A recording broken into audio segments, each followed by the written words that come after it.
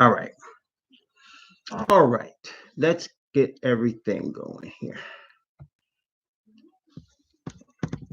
So, obviously, well, before I start, I want to just say this one thing. I want to really emphasize, brothers and sisters, I want to emphasize to us that we want to use all the tools available to us at this time. And I'm talking about the spiritual tools that are available to us at this time.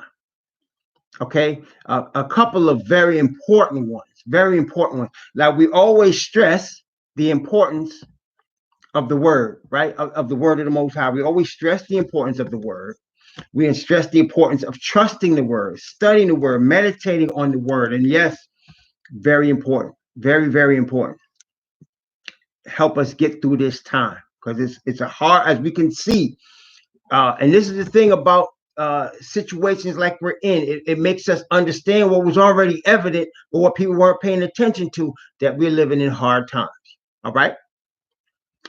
Secondly, prayer, brothers and sisters. And I don't mean in any particular order, but prayer becomes very, very important. Praying to your Father in heaven right now, brothers and sisters, is the time to stay connected to Him. Time to stay connected to Him.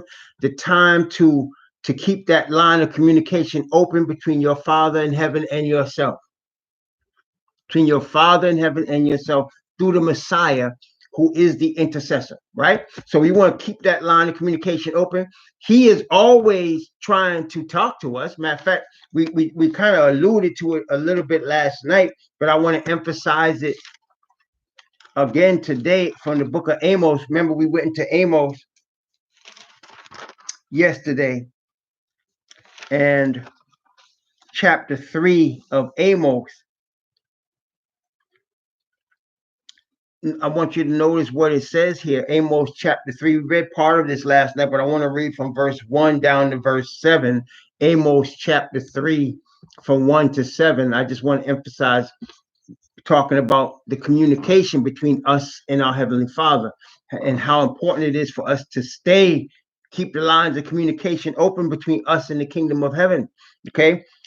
Hear this word that Yah has spoken against you, O children of Israel, against the whole family which I brought up from the land of Egypt, saying, you only have I known of all the families of the earth. Therefore, I will punish you for all your iniquities. Can two walk together except they be agreed? Will a lion roar in the forest when he has taken no prey? Will a young lion cry out of his den if he has taken nothing? Can a bird fall in a snare upon the earth where no gin is for him? Shall one take up a snare from the earth and have taken nothing at all? Shall a trumpet be blown in the city and the people not be afraid? Shall there be evil in the city and Yah hath not done it? Surely the Most High Yah will do nothing, but he revealeth his secret unto his servants, the prophets.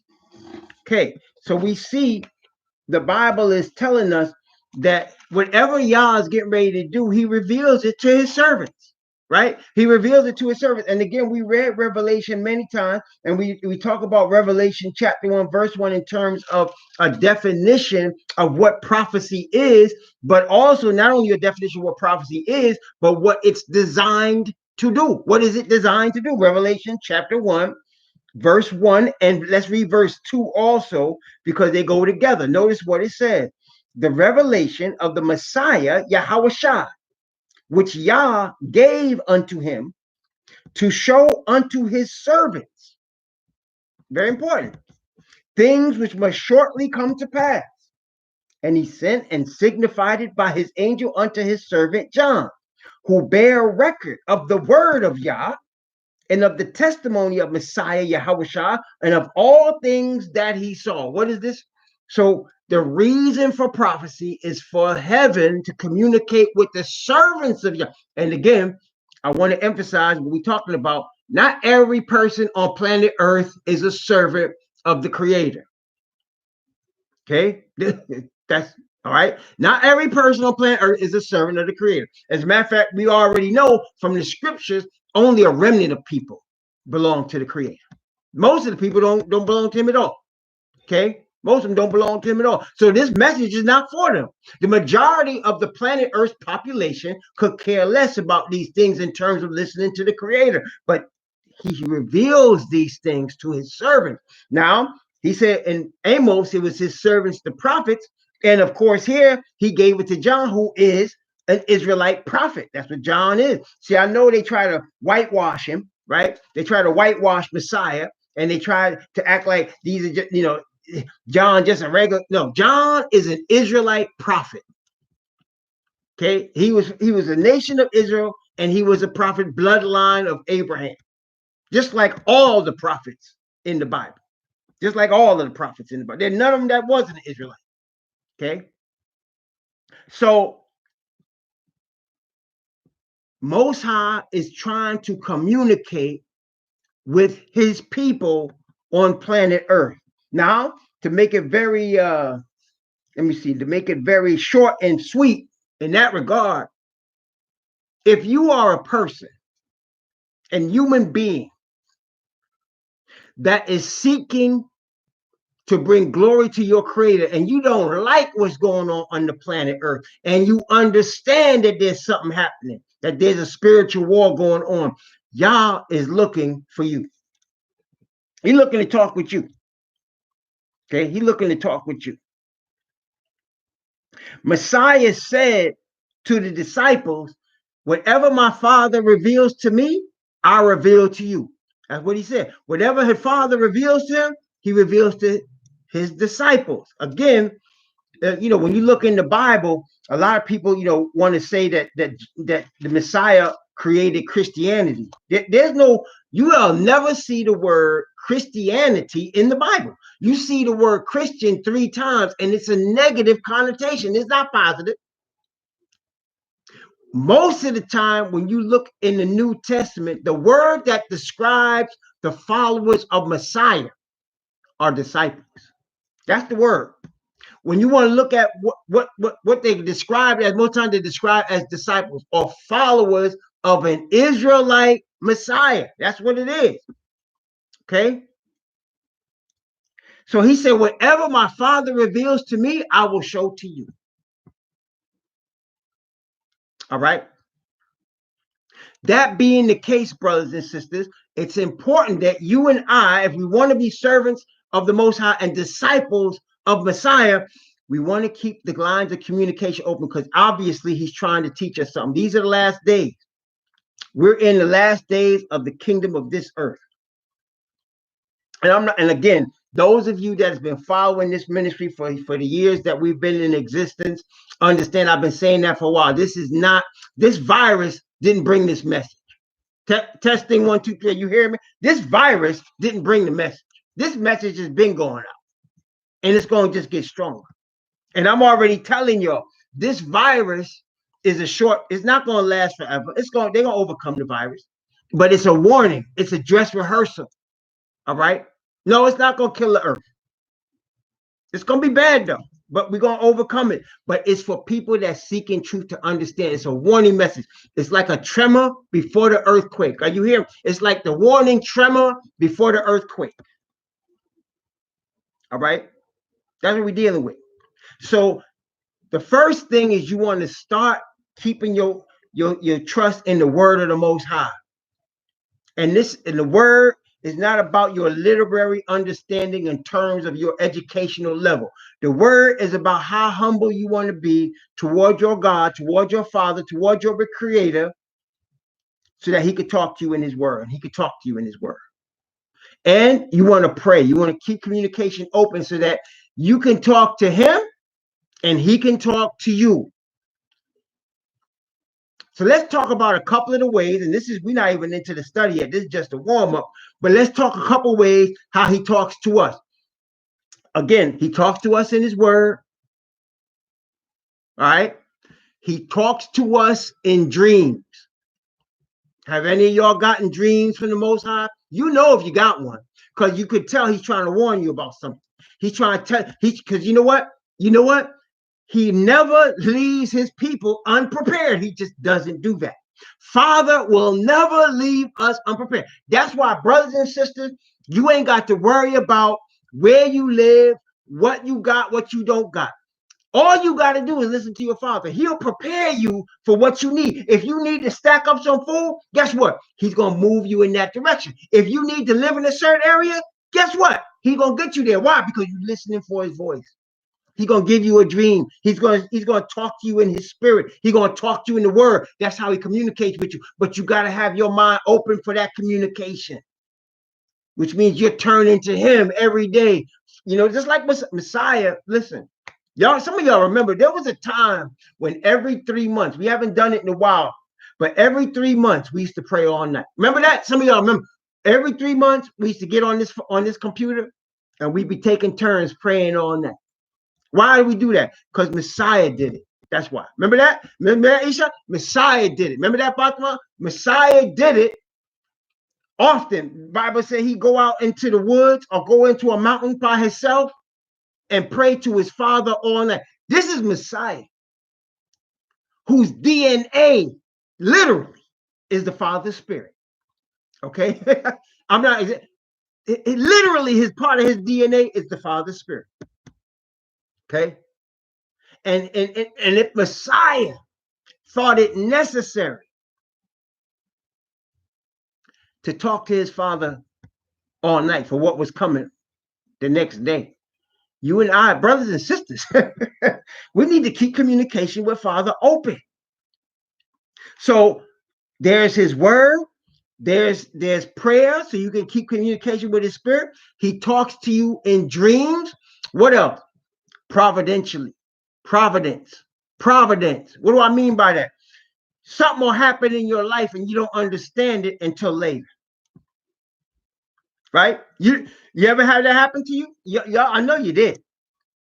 Something happened to your life and you don't understand why it's happening at the moment it's happening, but you know you're being led in this direction. Then all of a sudden later, when you look back, you understand. That's providence. That's providence. And when you are open to the Father's will, he can lead you where he wants you to go. Right? Sometimes we fight him, but at the end of the day, when we're his servants, we do what he wants. Like Jonah, obviously, Jonah is the great example, right? Father wanted Jonah to go to the Assyrians, to Nineveh, and present a warning message to Nineveh, which is the capital city, was one of the capital cities of the Assyrians. Okay, Jonah knew that the Father wanted him to go there, and he knew that the Father was going to put words in his mouth for the Assyrians. He didn't want to go there. He was fighting it because he didn't like the Assyrians. He hated the Assyrians because the Assyrians were aggressive, warlike people that would take places over. I mean, it was a place where a Semite, okay, Ashur, got together with a Hamite, Nimrod, and they created this thing, right? This empire, one of the many empires. So now Nineveh, he didn't want to go there. But we know what happened. He ended up having to go through a lot of stuff, all that, so that at the end of it, he ended up going there. He didn't like it, but he ended up going. And brothers and sisters, that's you and me. You see, we start to learn to have a love for the truth, right? We start to learn. Brothers and sisters, one of the things we're going to be talking about today is stuff that's upside down being turned right side up. All things are about to turn around. The people that are rich and powerful are going to be the people that are poor. And the people that are poor are going to be powerful. It's going to flip. The script is about to flip. It's about to flip.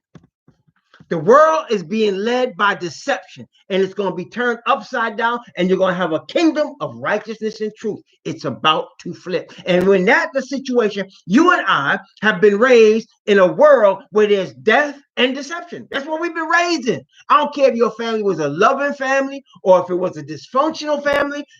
Outside of that, in this whole earth, it's been destruction, it's been deceit, it's been greed, it's been greed. Okay, that's where we've been raised in. That's how it is. So we don't really understand for the first part what it's like to live in an atmosphere where there's none of that. There's no death. There's, you see, like Yah's law, the covenant that the Christians, try to do away with. It amazes me. The more I get into the word of the Most High, and the more the Most High reveals himself to me, the more clearer I see the attack on him. So you got some Christians that say there's no law. How you gonna keep 615 laws? How you gonna keep? You ever hear that one? You gonna keep all 615 laws? How you gonna keep? Listen, and I'll be saying like, okay, so the one that say we shouldn't have sex with animals, you want that one to be done away with? That's one of the 615 you talk about. The one that say man shouldn't sodomize another man, you want to do away with that one?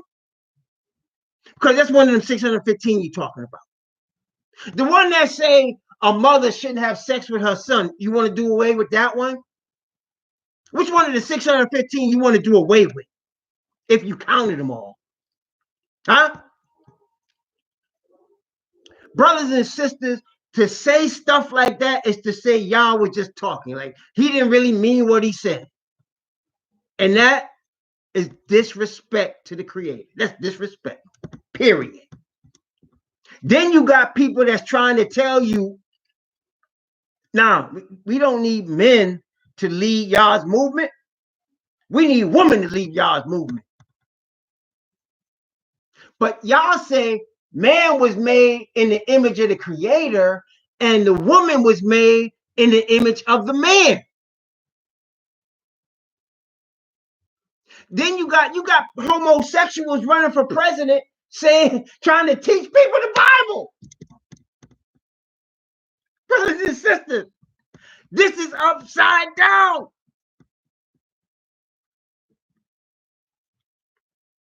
And what they are doing is trying to do away with Yah's word and his law, while at the same time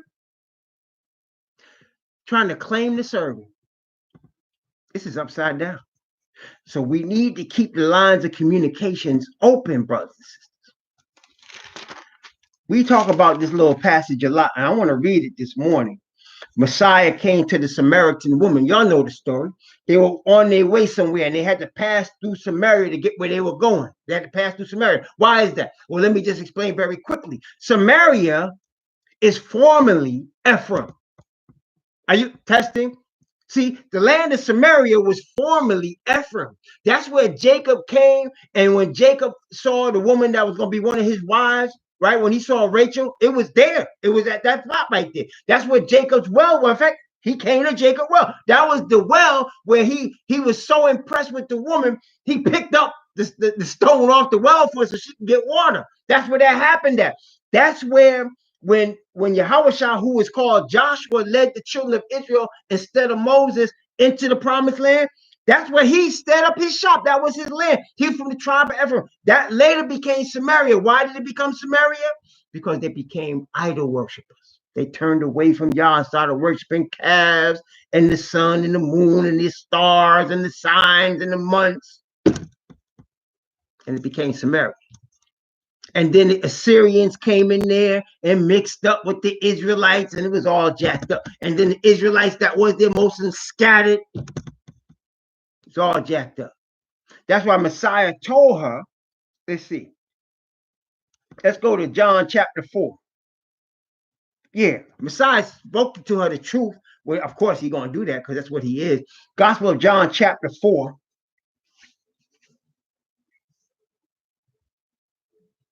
First, Messiah told her all about herself. You see, brothers and sisters, when you run into truth, and Messiah is the truth, he's going to tell you straight about yourself. Now, we don't always want to hear that because all of us front. The more truth you get, the less you want to front. And thus, you know what I'm saying? When I say front, that means you're putting on a fake face. You're putting on fakeness. You know what's sad? Hebrews are the poorest people in the United States of America. No, we are. Yet we always trying to front like we live in large. I do it. I told you the other day, our house was in foreclosure, daggone it. The first $10,000 check I get, what I do? I go get a BMW. I'm trying to act like I'm living large. get fake jewelry, all that. We the poorest people. So we know all about fronting. And the Caucasian, they know all about. They will smile in your face and hate you. I've never seen the people that the Caucasians. I'm just saying they're good at putting on the fake face. I had a Caucasian man tell me that. He told me that he came from Australia up here, and me and him was having a conversation. He stayed at my house. He was a preacher. Stayed at my house. This was a long time ago, like 20 years ago. Stayed at my house. That man dead now. Stayed at my house. And we was talking. He said, Todd, Americans, man, he said they put on the fakest. He said in Australia, he said down there, he said, well, we got a problem. We just duke it out. He said, we fight right there. It's not even like issue. You don't come and fake with people in Australia. And you know why that is? Y'all know how Australia was started? They took the worst and the poorest criminals from England, and they take them down to Australia and dump them off. That's what they did. That's how that nation was started. And so them people don't put up with they don't want to hear it. You know what I'm saying? That's where they come from. They come from poor criminals. The worst criminals, they take them in ships and they send them down to Australia, drop them off there. And they came down there and they start killing all the natives, and taking over. All right. So he came up here and he was like, he said in Australia, he said, we just duke it out. He said, we got a problem. We straighten it out right away. We don't play. He said, up here though, this is what he told me. He said, up here, I've never seen people that could just smile in your face and hate you at the same time. Just smile in your face and be trying to destroy you. He said, this is bad up here. That's what he said. Coming from down under. Okay. That's what I'm saying. So people front. It's a constant thing. Everybody front. But when you start getting into truth, that's the less you front. The less you front. All right. When you start getting into truth, you stop fronting, because the Messiah comes at you straight. And that's why when you talk truth to people right now, we're in a day and age, you talk truth to people, they're going to be angry at you. That's the truth about it. I mean, no pun intended. But when you start to be straight with somebody, either they're going to judge you, and they're going to be, and they're not going to like you. They're not going to like you. That's just how it is. This is the earth we live in, where deception and lies are on the throne. That's where we live. So here Messiah was talking to the woman in John chapter 4, and he was straight with the sister.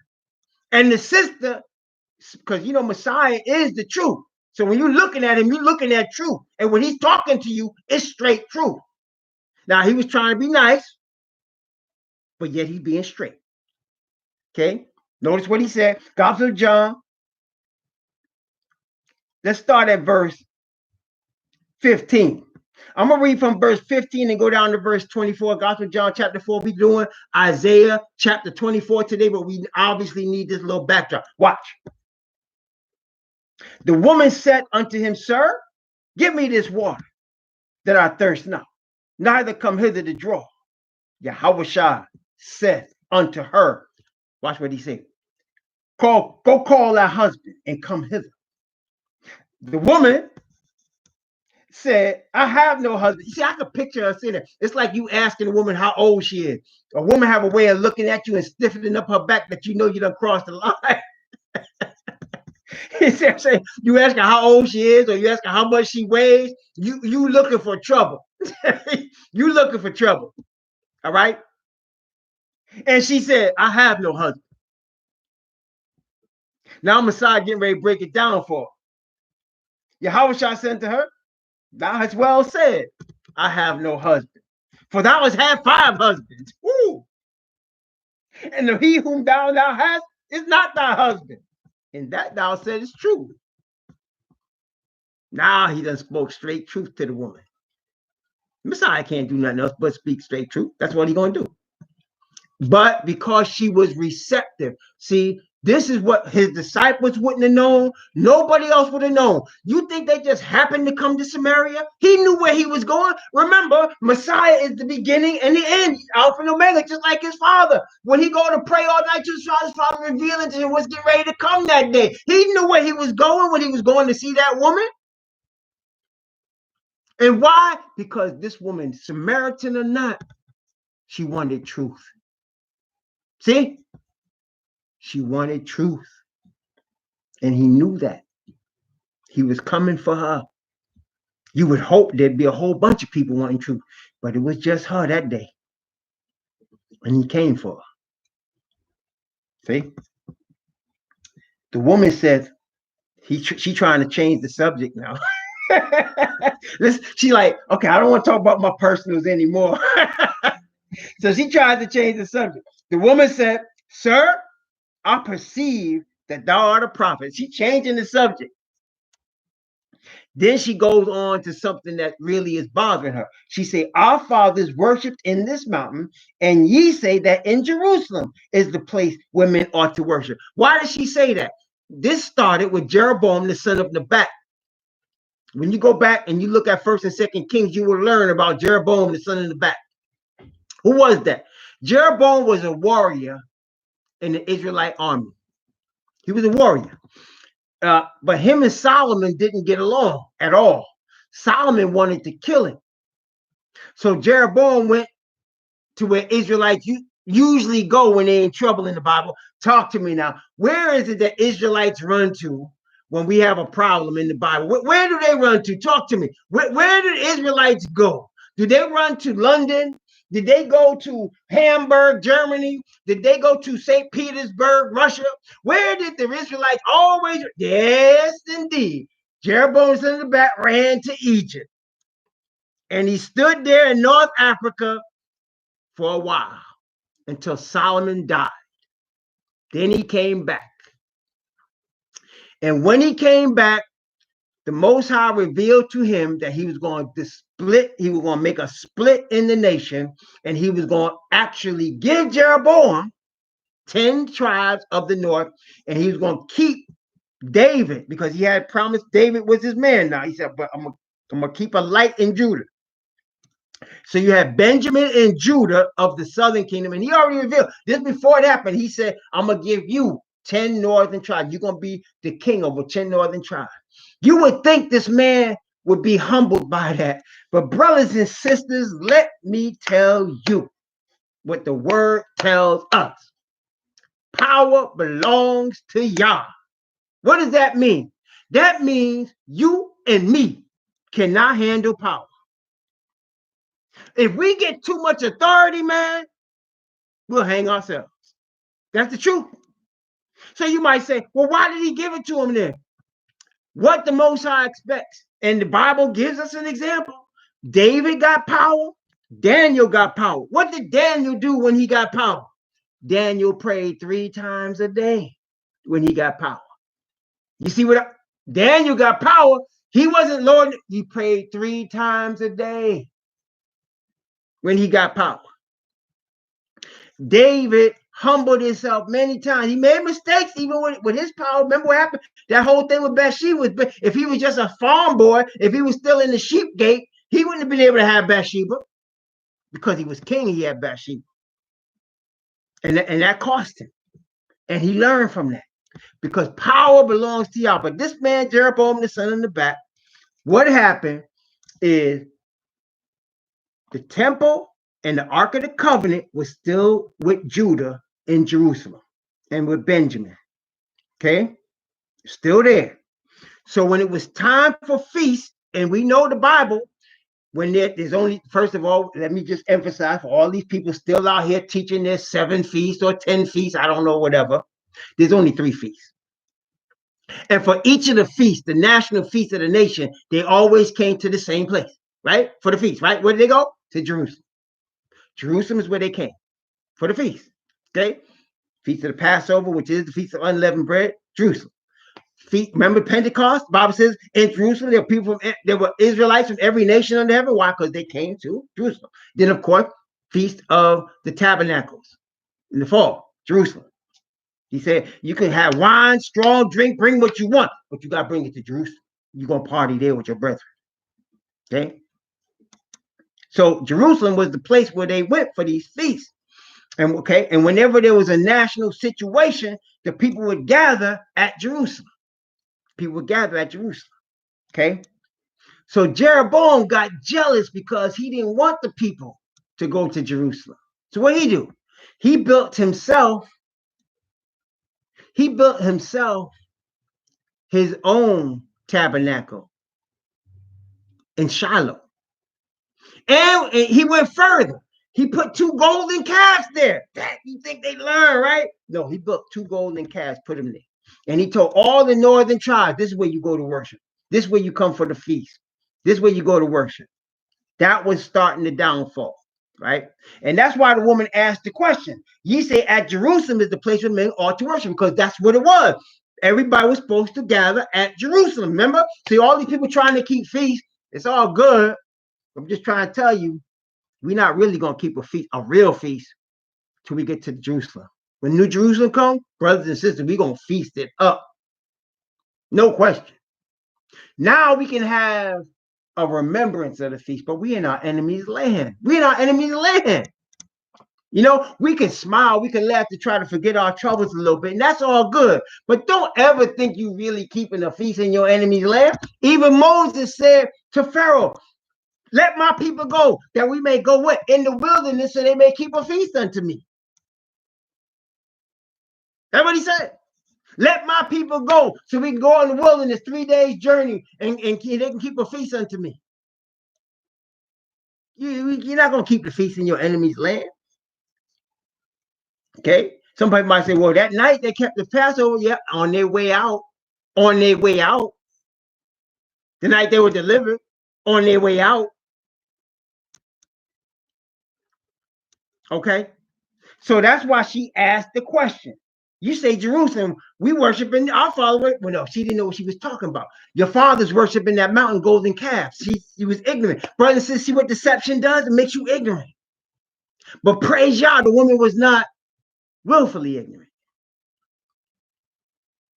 Okay? She's not willfully ignorant. She wanted truth. And Messiah came there for her, for the truth. Okay? Verse 21, Yahushua said unto her, watch, woman, believe me, the hour cometh when ye shall neither in this mountain nor yet at Jerusalem worship the Father. What do you mean by that? Messiah is the Alpha and Omega.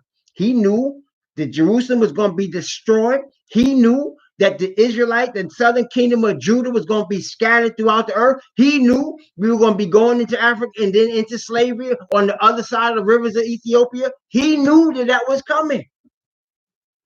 And that his people were going to be scattered throughout the earth, and we were going to be taken from Jerusalem, and that Edomites were going to take over the land. He knew that. So he's like, you know, the hour is coming when none of us going to be here to worship the Father. Okay. Verse 22. Ye worship, he tells her. You worship, you know not what. I mean, he telling her, you don't even know what you worship, sister. We know what we worship. Salvation is of the Israelites. Wait, it says Jews here, right? It says Jews, right? But let me explain to you what Jews means. Jews is the southern kingdom of Judah. Testing 1, 2, 3. Jews is the southern, it's not Jewish, like them Caucasian people that come from Europe. That's Jewish. That's Judaism. That's nothing to do. That's like Federal Reserve Bank is not a government agency, but it's called Federal Reserve Bank, right? Federal Reserve Bank is a private bank. Most people don't realize that. It's called Federal Reserve, but it's not federal. Judaism is not Israelites. That's Jewish. What Messiah is talking about here is the southern kingdom of Judah. Salvation is of the southern kingdom of Judah. Wait a minute. Did you hear that? Salvation is of the southern kingdom of Judah. I don't know why people think it's different today, but they do. It's because of deception. I don't know. People think salvation. I guess Rome is the southern kingdom of Judah now. I guess Christian churches. I guess the SDA church is the southern kingdom of Judah now. I guess the Baptist church must be the southern kingdom of Judah now. Or maybe the Jehovah's Witness. Oh, wait. The southern kingdom of Judah must be in Utah. It must be out there with the Mormons. I'm out there with 15 wives, including little 9-year-old kids. Huh? See how foolish that is? Southern kingdom of Judah has not changed, brothers and sisters. We just been scattered. He says salvation is of the Israelites. That's the Israelite nation, the southern kingdom of Judah. Brothers and sisters, has not changed. So he's telling her this. We know we worship. Salvation is of the Israelites, the southern kingdom, Judah. Praise Yah.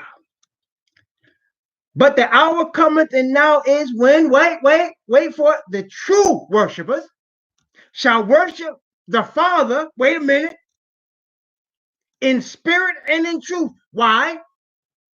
Because the Father seeketh such to worship him. Listen, he's talking to this woman, a Samaritan woman, in what was Ephraim's land. And he is talking to her. This is how deep it is. What he's telling her, he is fulfilling while he's talking to her. In other words, Father sought this woman out and sent Messiah to her. And he said, the Father seeketh such to worship him. And he said, I'm looking at you, sister. I'm looking at you.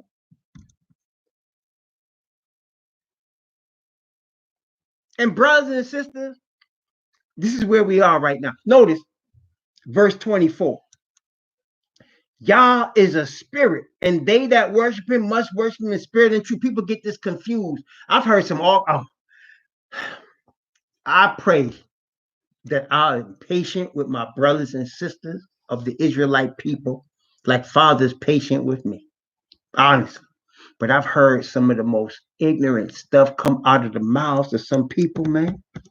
God doesn't have a body, he's a spirit. You see, it says it right there.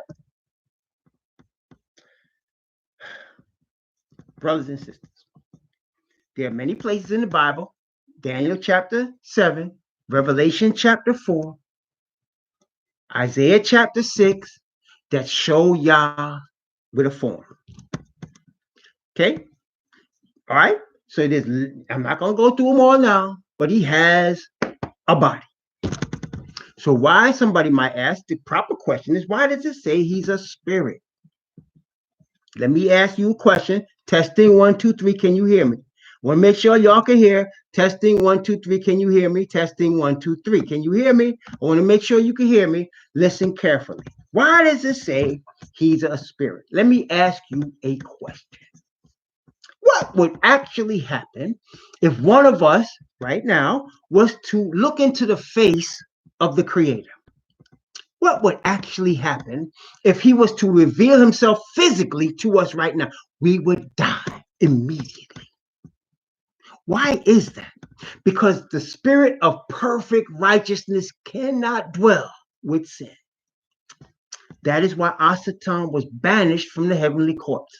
He would have died if he stood there. Okay? So what does Yah do?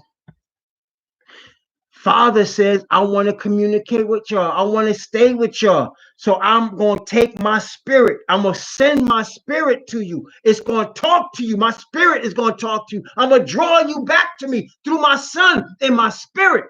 I'm going to give you power over your enemy, Asatan, by my spirit. That's what he's talking about. He's the invisible God. Now, the Bible does say, and let's go to Revelation chapter 22. Notice again, see, as a result of his spirit coming on us, as a result of us being totally filled with his spirit, see, as a result of us surrendering to him, notice what will happen. Revelation chapter 22.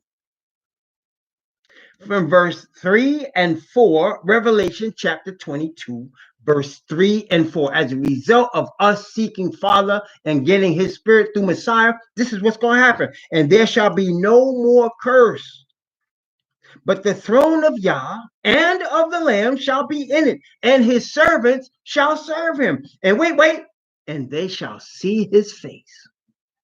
And his name shall be in their foreheads. See? As a result of us receiving Father's righteousness, the day is going to come when that righteousness that we are receiving, that it's not just resting on us, brothers and sisters, is going to become part of us. It's going to become part of our DNA, just like it's part of Messiah's DNA. Not that we would be Messiah, but that we would be in the image of Messiah. Remember, the Bible says that Messiah is going to be the firstborn among many brethren. That's what he said when he said Yah is a spirit, because he reaches us by his spirit. He calls us, he convicts us, and he seals us by his spirit. And his spirit is perfect truth and righteousness.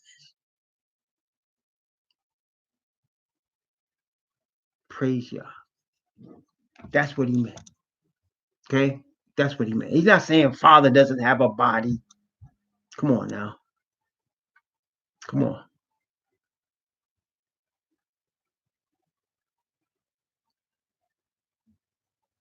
Father made Adam in his own image. Let me ask you, did Adam have a body? Did Adam have a body?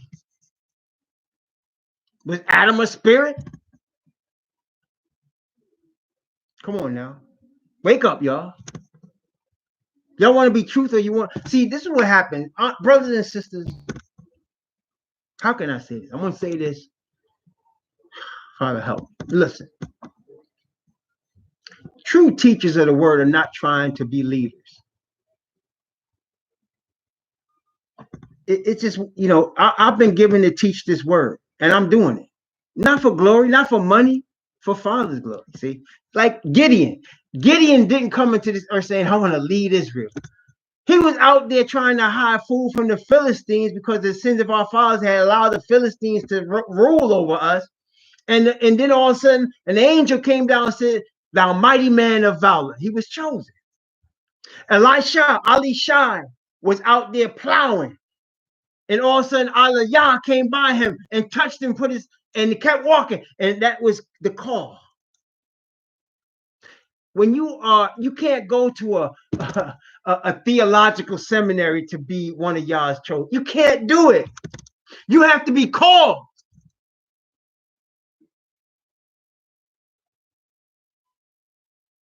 And it's a serious thing. There's no joke.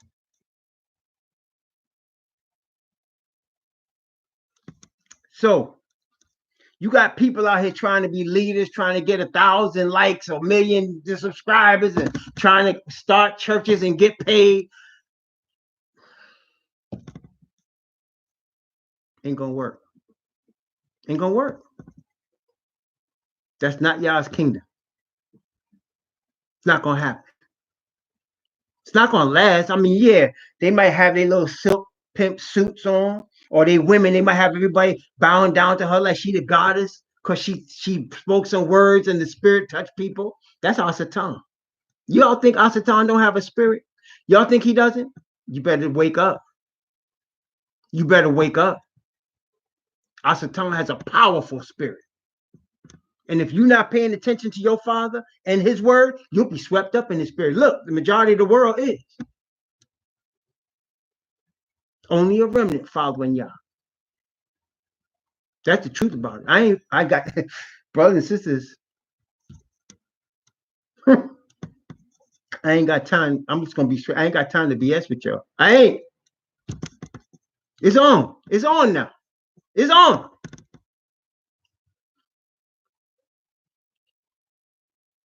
All right. So now, right now, we talked about this virus last night. We talked about it earlier this week. And I keep trying to tell y'all, this is just a dress rehearsal. Not that you shouldn't be concerned. Definitely be keeping communication open with your father. Definitely pray. Listen for his spirit. He's going to show you dreams. Definitely get into his word. Meditate on it. Right? Watch for the providential signs he gives you, because he's going to be trying to talk to you. Father is always trying to talk. You see how Messiah went out his way for that one woman? He'll do it for anyone. You see what I'm saying? He said, Father seeketh such to worship him. He sent his son out the way to Samaria to meet this woman. He'll do it. Why? Because there's not that many of us on the planet that care about truth. That really is honestly what it's about to, man. And you know what? It's situations like this coronavirus that shows the true nature of people. Some people try to profit from it. Some people just want to save their own skin. There's a lot of those. There's a lot of those. Some people wake up and see truth.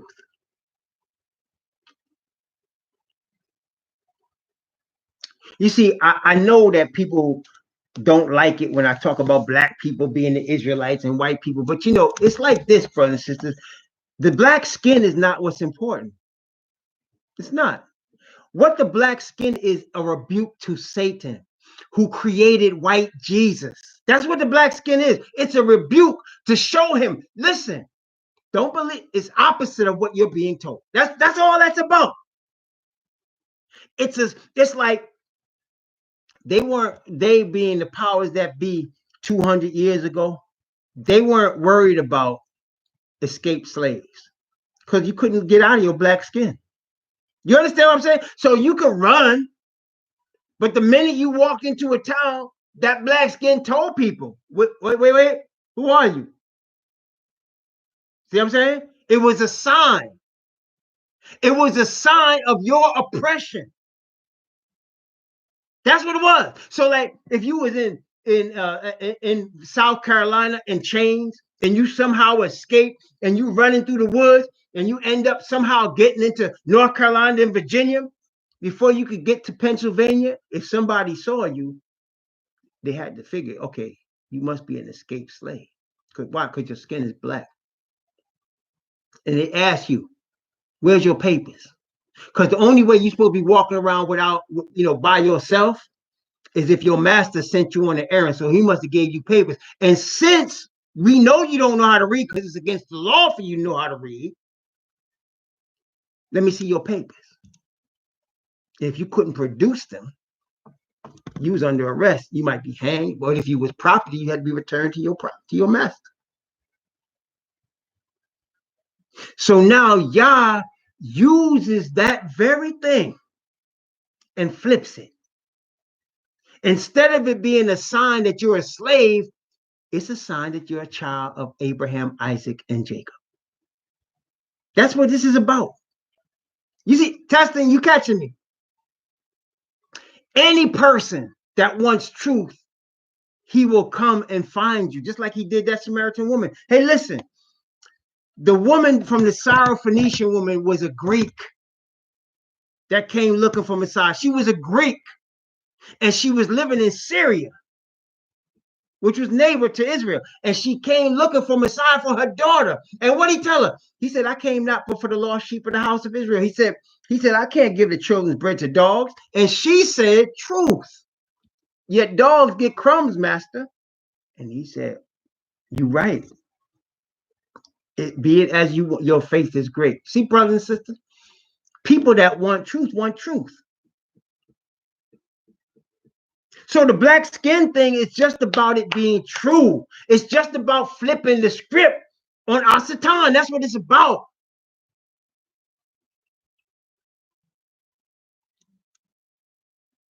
You understand? So we just trying to find what the truth is. The truth is there is a children of Israel. The truth is you can identify them. The truth is the word.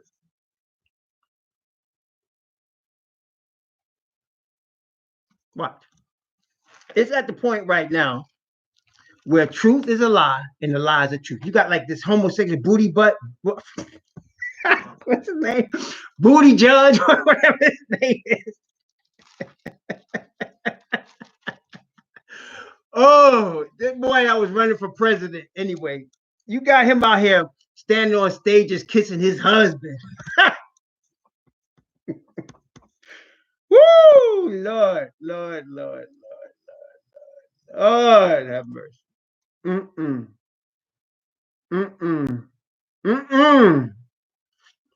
But people are there. Listen, that fool had a lot of people voting for him, man. That fool had a lot of people voting for him. I call him Booty, but Booty Judge, whatever his name is, Booty something. He's a sodomite. And brothers and sisters, to the point people think that that's righteous. That's how upside down we are. It's against the word. It's against the word, but it's accepted. So now it must be truth. Listen here. Let me just give you a couple other examples. So when you go to Congress or to the Senate, technically, you are working for the government. Is that correct? You are working for the government, correct? So if you're working for the government, right, you are technically a public servant. Correct? Right? I mean, right? So you are working for the people.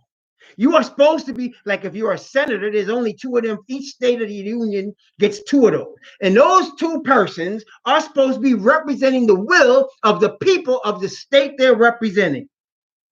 Right?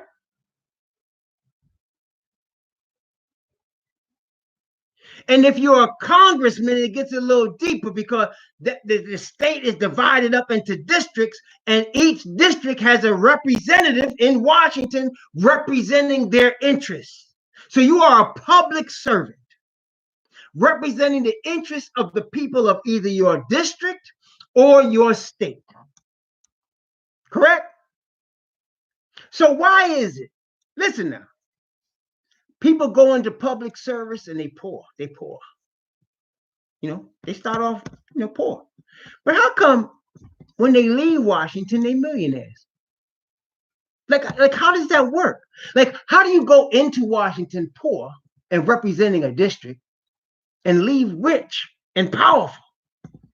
How does that happen? I think you know. It's corruption. And yet, it's a system that's accepted by everybody. So that deception and lies become accepted.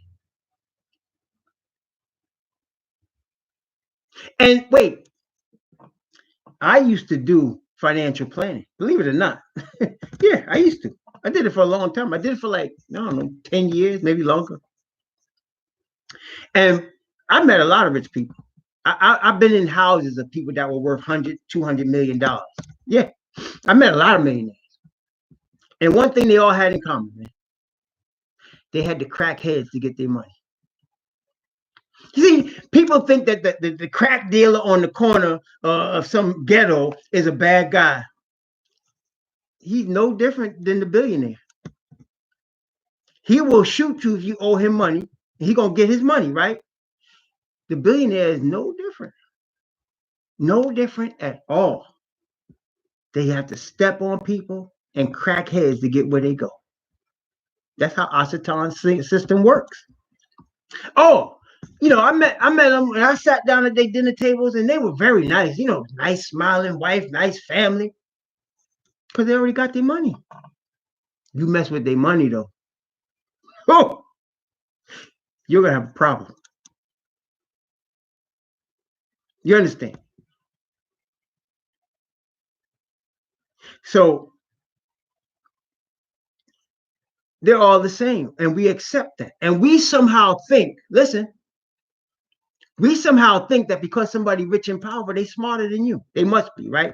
They must be smarter than you because that's how they became so rich and powerful. They just smart. No, brothers and sisters, listen.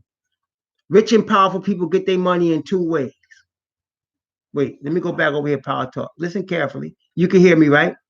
They get their money in two ways. They either inherit it from somebody that did dirt earlier, or they do the dirt themselves. You see, unless you make the deal with Asatan, you only going but so far. They'll let you get so far. You could even get $1 million. $1 million ain't nothing today. That ain't nothing. People that's wealthy will tell you, $1 million ain't nothing. I mean, I know if you ain't got nothing, it sounds like a lot of money, right? But brothers and sisters, the way things are going, $1 million ain't nothing. You can get 10 million. That ain't nothing either. That ain't nothing. You can have 10 million today and be broke tomorrow. That's just how it goes. I'm trying to tell you. I've seen it. Now, when you're talking some money in this day and age, you got to get at least 250 million. You get to 100 million, you start might be, but when you get 250 million or more, that's when you really blowing up. And you don't get there without Asatan. But they got all y'all convinced that they blessed of the Lord. Is that right? They blessed of the Lord. That's how they get it. They blessed. Brothers and sisters, none of that's going into y'all's kingdom. None of it. Not them people, nor how they got there. It's going into the kingdom of Yah. So now Notice Isaiah chapter 24. We're going to take a break in a few minutes because I want to start getting in now. We got all the backdrop. Isaiah chapter 24. Watch this. Isaiah 24. Let me see. Man, there's so much here. I'm going to start at verse 1. I'm going to start at verse 1. I'm going to read from verse 1. Let me see here.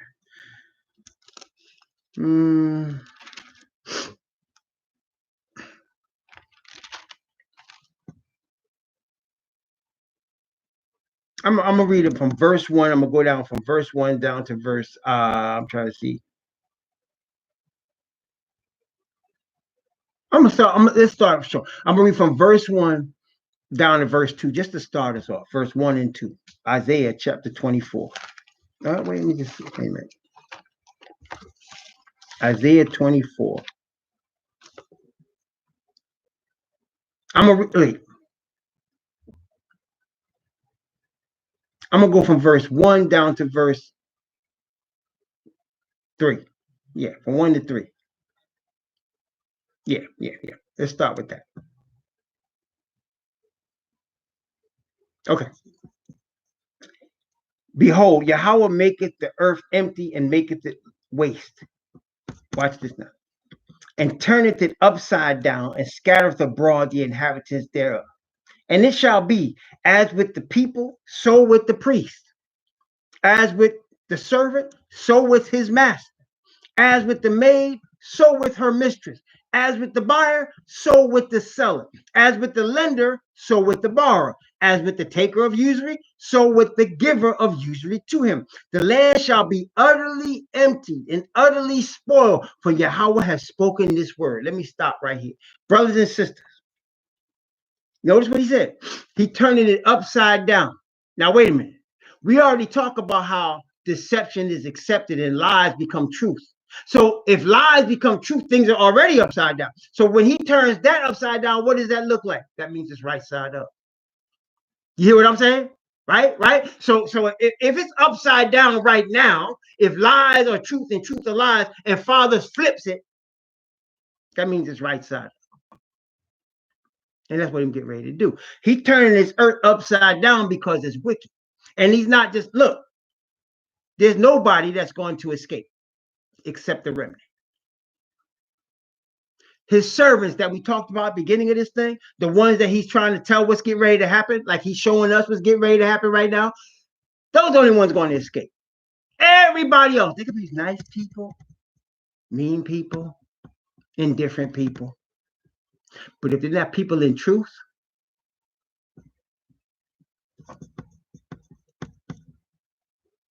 it's not going to happen for them. Brothers and sisters, Satan is a liar. Messiah said it. He was a liar from the beginning and abode not in the truth because there's no truth in him. When he speaketh a lie, he speaketh his own because he's the father of lies. Father hates lies. Father is the truth. So what it comes down to now, do you want truth or lies? There's a line drawn. Those that are truth are with the Father. You got to be all in. This is a war. You can't be on the fence.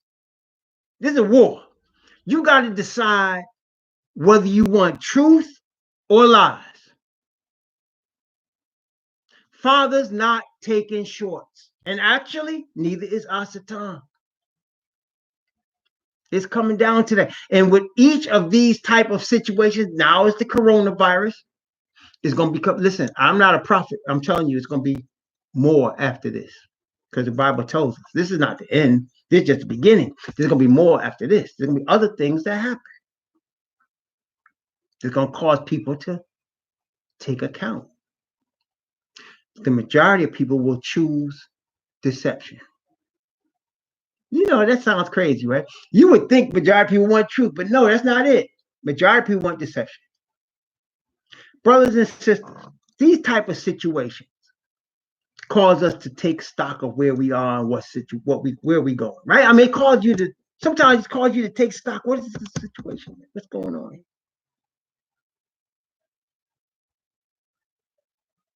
And what happens is this. You got people that will hear truth and stop and look.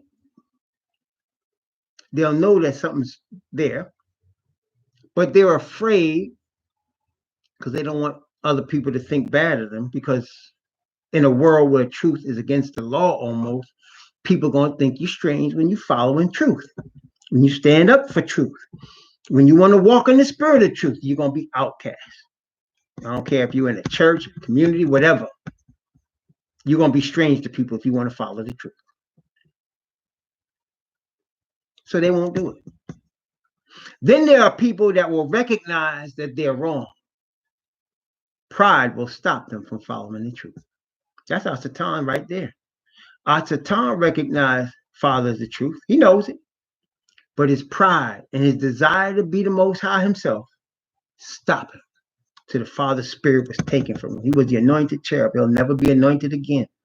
Father took that gift from him. Kept him with all his power.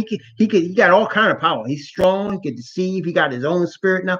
But the anointing from the Father never coming back to him. That's why he's lost. He's done. And anybody with him like that is done. And you're catching a lot of people like that right now. Then there are those that in their hearts, like that woman at the well, they were looking for it. They just didn't know where to find it. They were looking for it. They knew there was something out there. They just couldn't put their finger on it. They know something is wrong. They can't understand what's happening. They know that it doesn't feel right. They feel empty. Then all of a sudden they're hearing it. And that's Father's voice drawing them. And they'll come. There'll be all kinds of people that come from all kinds of races. They're going to come. Now, Father has ordained for this message to come out from the Israelites. Salvation is of the Jews. He's ordained. Why? The Bible says, unto them were given the oracles of Yah. That's what it says. Much in every way. Unto them were given the oracles of Yah. He spoke to our fathers from Mount Sinai. He has not done that to any other people. See, again, I want to talk to my Islamic brothers. I respect y'all. That discipline is beautiful. But Yah only talked to one people from Mount Sinai. He did not talk to no Arabs. He talked to Israelites. He talked to Jacob's children. I'm just trying to tell you. He talked to Jacob's children. He never talked about no Arab called Muhammad coming into no mountain for him to give a message to. He had not revealed himself to any other people. I'm just trying to tell y'all. And so he has ordained for his truth to come out through the mouths of poor, oppressed, exploited, downtrodden Israelites. And his spirit, see, it's not necessarily, brothers and sisters, it's not necessarily the words. My wife and I were talking about this morning. There's no magic words that I could speak, or anybody that's going to Israel is going to speak, that's going to cause everybody all of a sudden wake up. There's no magic words, but there is a spirit. That spirit is what speaks to people that are seeking the truth. They're going to be a minority. Always are. Never in history has truth on this earth been in the majority. Well, that's not true. When Adam and Eve were on the earth, before they sinned, truth was in the majority. Okay, so let me be technical about it. Before they chose that tree of knowledge of good and evil, truth was in the majority. But that changed. And after that, every child they had was born in sin. Until down the line, 4,000 years later, Messiah came. And Father chose that not just Adam, not just Noah, not just Shem, not just Arphaxad, not just Eber, where you get Hebrew from, not just them, but Abraham was going to have a son, Yisha'ak, called Yisha'ak to laugh. Yisha'ak had twins, one of them Esau, but the other one, Jacob I loved, Esau I hated. Jacob, the slickster, the supplanter, became, Father said, your name no longer going to be Jacob, the supplanter. See, that's what Esau said. Is it not he rightly named Jacob? Because he tricked me out of my birthright. Now he tricked me out of my blessing because he was a slick boy. Smooth operator, that Jacob. Had to be changed, though. So he went down there to Syria, got spanked around by Laban.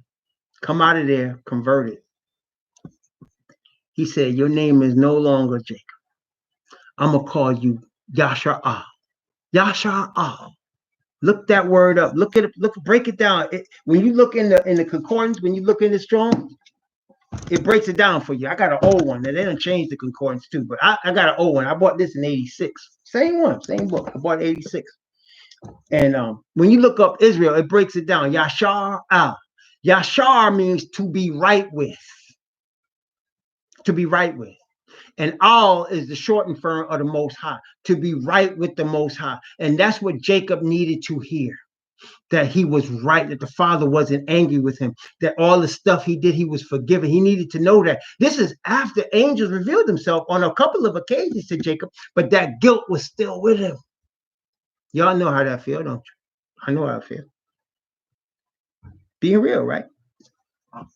He knew that felt. He needed to know Father's blessing, and his brother was coming to kill him. I know Esau didn't kill him, but when that brother came with 400 men, he was rolling deep, and he wasn't coming to have tea and crumpets. He came with 400 men of war. Jacob was scared. Yeah, he was. And he separated his family into two different groups to try to save, mostly to try to save Rachel and Joseph and Benjamin. But he needed assurance. And his name was changed because he had changed. From Jacob to Yasha'al, which now we call Israel. You are right with the Most High. That's your new name. Right with the Most High, what he told him. And Father decided that from that changed man who was Abraham's seed, he was going to bring forth a nation of people that's going to represent him. He was going to bring forth from that nation was going to be put on the path of righteousness by his son who was going to be born of that nation. And brothers and sisters, hasn't changed. Father's forever. He doesn't change his mind. His word of truth is truth forever. When he speaks something into existence, it's forever. And he spoke the nation into existence. He's turning this world upside down. Only those that are following truth are going to make it. I know it doesn't seem plausible, but listen, let me ask you a question. 60 days ago, what you know about the coronavirus? 60 days ago. This is March, where we at? March 21st? January 21st. You might have heard about it in China, but you wasn't paying no attention. 60 days later. Boom. You know, a statistic I saw this week. I saw a lot of stuff this week, but a statistic came out 2 weeks ago. Like 2 weeks ago, there was about 200,000 applications for unemployment, which is normal. I mean, it sounds like a lot, but in a nation of 300 million people, it's actually low. 200,000 applications. People were unemployed looking for unemployment benefits. 200,000 applications came in 2 weeks ago. You know what it was last week? 2.3 million. In 1 week, it went from 200,000 to 2.3 million. That's depression level stuff. See how quickly that flipped? How that changed? And I'm gonna tell you what, I'm not a prophet. It's gonna be more this week. It's gonna be more this week and the week after that. This is getting bad, brothers and sisters. It's gonna be bad for a minute. Just telling you. It's gonna be bad for a minute. You're gonna come out of it. I told you, it's gonna be short but very intense. Very intense, man. That's how things are today. Things move fast. The earth is moving faster, everything moving faster, but it's very intense. Very intense. See, when I was a kid, people would do heroin, people would do cocaine, but it was marijuana. Not even I heard, I haven't had marijuana in a while, and I'm not trying to judge people that use marijuana. I heard that my daughter's always telling me how good it is for people, whatever. But what I'm saying is they've laced the marijuana so that it's more powerful now. Everything is raised to an intensity now. Everything. You meet somebody online, some people meet online, and boom, they together, and boom, they apart. Things happen fast. That's the way it is in these last days. Things happen powerful and fast. So here we're in depression. It's gonna be hot. It's gonna be intense for a minute. Then it's gonna be gone. But just remember where we at. This is just a dress rehearsal, brothers and sisters. Just rehearsal. He that dwelleth in the secret place of the Most High shall abide under the shadow of the Almighty. Remember that. I'm gonna take a break now. It's 12:15. About 12:15. Let me go back over to Power Talk for a second. Isha, I'm gonna take a break. I'm gonna have a word of prayer, and then I'll come back and open up a 12:45. Yeah, 12:45. 12:45. All right. Yeah, 12:45. So I'm gonna pause. I'm gonna turn off the. I'm gonna turn off YouTube, and I'm gonna turn off. Okay, what's this thing called? Anyway, all this technology. I'm gonna turn off YouTube for a minute. Then I'm gonna come back on and start a part two. Start a part two. All right. Periscope. I'm turning off Periscope. Okay, let me do that. And I'm gonna turn off YouTube. So I'm gonna see y'all in about half an hour. It's 12:18, about 27 minutes from now.